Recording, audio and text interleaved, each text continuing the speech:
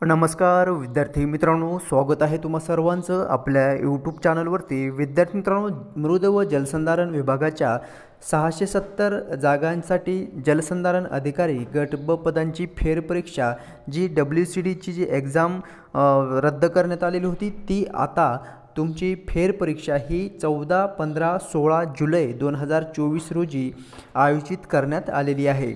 TCS कंपनीच्या 10 अधिकृत केंद्रावरच ही एक्झाम घेण्याचा निर्णय माननीय मुख्यमंत्री यांच्या निर्देशानुसार बैठक घेऊन हा निर्णय घेण्यात आलेला आहे।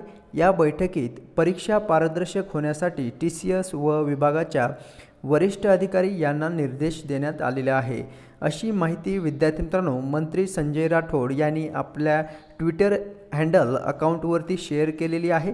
मृद व जलसंधारण विभागाअंतर्गत जवळपास 670 जागांची ही भरती प्रक्रिया या ठिकाणी जलसंधारण अधिकारी गट ब पदाची ही परीक्षा असणार आहे 14, 15, 16 जुलै 2024 रोजी।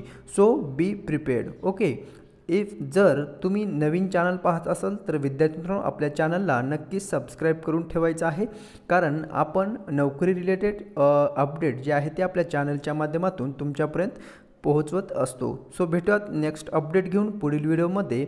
धन्यवाद।